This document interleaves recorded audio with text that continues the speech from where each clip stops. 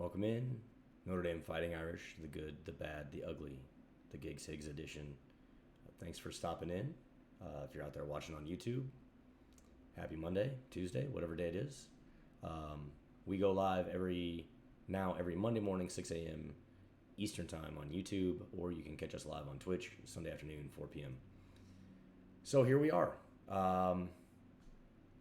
It's been 14, 15 hours since the game ended. I'm still a little bit heartbroken. You probably are too. But let's get right into it. The good. Gosh, Riley Mills played his heart out yesterday. He was being held on almost every play. Still managed to get into the backfield. Didn't have, he didn't have any sacks, but he created a tremendous amount of pressure in the backfield. Really disrupted their passing game, and our cornerbacks played lights out. Just a few big plays that got away from them. And anytime you play against a good football team, that's gonna happen, right? So our secondary proved they're elite. They're some of the best in the country, especially against some elite wide receivers. Our front four played in or I should say our front three, right? Because we play a 3-4 defense, but our front three did a tremendous job. And then our offense, we stuck to a good pattern. We kept, we pushed the rock on the ground, which is exactly what we needed to do. It was the kind of gameplay that, especially in the second half, that we all thought we were going to see out of Notre Dame. And it took them a little while to figure out offensively, and that's fine. We had that fourth down that was converted, that was then unconverted, and I don't know. We can talk about officiating all day. Long story short is we should have won that game on our own merits, despite anything that the officials were doing.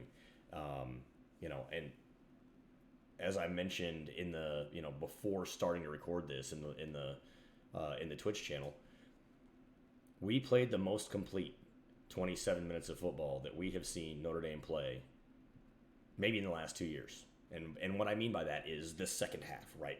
That second half, they played the best 27 minutes of football that we have seen them play in that second half. They were lights out. 100%, like everybody gave 100%. And then it wasn't the players that broke down. And here's where we get to the ugly. It was the coaching that broke down, right? Failure to run the ball on a final drive with 4 minutes left on the clock. We only had to run 6 plays before they started calling timeouts. We got 2 first downs. We only had, we got them, we had them inside of 3 minutes. The play clock is 40 seconds. What happened? Run the football. Why are we throwing? We gave them timeouts. We almost threw a pick 6. We almost just gave them the football game. What is that? And do I sound hoarse? Yes, I was at the game last night. I was in there with all of the other fans in the stadium, giving everything that I could, putting all my energy out there in order to try to help a team win a football game. Because, it was loud. It was very loud. One of my friends was wearing an Apple Watch. He posted on Instagram.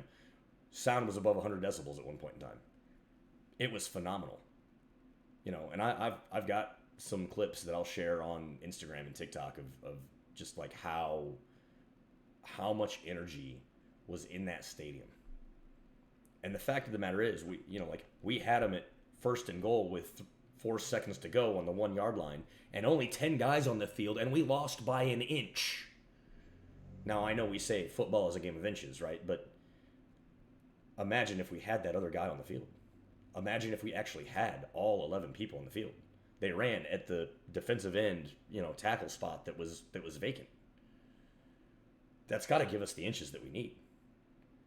J.D. Bertrand played a great game. Cam Hart played a great game. Riley Mills showed that he is one of the best defensive tackles in the game. J.D. Bertrand had a huge stop on 4th down. And we stopped them over and over again. We had them on the ropes. Never at one point in time during that game did we not have momentum in our favor. Even when we were down, it didn't feel like we were down. We were still carrying the momentum of that game. And their play calling started to show it. They ran a reverse jet sweep or like a counter sweep at one point in time that just didn't make any sense. They were throwing trick plays at us, trying to figure out what to do, how to break our defense, and they just could not do it. And our offense chugged along and kept getting good field position. The fact that we finished the first half at 3-0 was a little mind blowing, honestly. We gave up an opportunity to score points going forward on 4th and 1 on our own, on their 18. That was silly. But I understand, right? You're trying to win a football game. You're trying to establish the more momentum, but we already had it. We already had the momentum. So kick the field goal. We didn't need to go in there and show them that we could dominate them. We were already doing it. Up here. Football's as much of a mental game as it is a physical game. And they were stuck. They couldn't figure it out. This is not the football team that they expected. This Notre Dame Fighting Irish team was not the football team that Ohio State expected to come in and play. They thought they were going to beat the crap out of us. And they suddenly realized, and I think it shocked them, that we were as good as we are. And we are that good. Can we go 11-1 this season? We could. Do I think we're going to? No, I based on last night, I don't think we have the coaching staff. It's not about the personnel. I don't think we have the coaching staff to get us there. Our coaches need to be more prepared. And this goes back to what we saw last season, where we lost games we shouldn't have lost. Marshall, for example. Right? And that's fine. Our coaching staff is young. They're learning. But we got to win some football games. And I'm putting this one on Al Golden, right?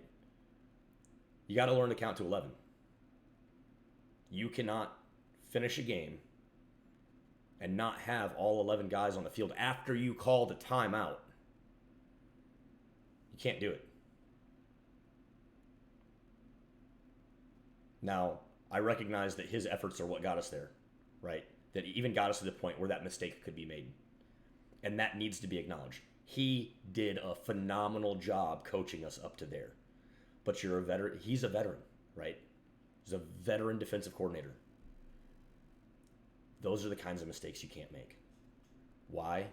Because you've seen them before and you know better. That's really all it is, right? You've seen it before, and it's a mistake you know not to make. Now, as far as our offensive coordinating goes and as far as our offensive staff goes, I think they did a great job for 90% of the game. I do not understand not running the ball on that final drive and running that clock down and making Ohio State take the timeouts that they had. It would have completely changed the scope of the game. Instead we take a silly sack. They call a timeout, and then we run a screen that almost, as I said, almost got us a pick six. I don't get it. So there was a lot of good to be talked about in yesterday's game, and I feel like I haven't really covered that. So with my last 60-ish seconds, I just want to say, Audric Estime, I'm not looking at stats, right? But I just want to say that him and the running back core and Sam Hartman, great house, Riley Mills on the defense, right? I already mentioned that. And Mitch Evans showed up yesterday. Wow, did he show up? One-handed catch with a guy holding his arm. Should have been pass interference too, but didn't matter. All right. That's all I've got for this week. I'm going to go and hopefully continue to emotionally get over this. We got Duke coming up this week. We can get it done. It's going to be a tough game on the road. Anyway, I love you all. God bless. Keep looking up. Go Irish. Beat Duke.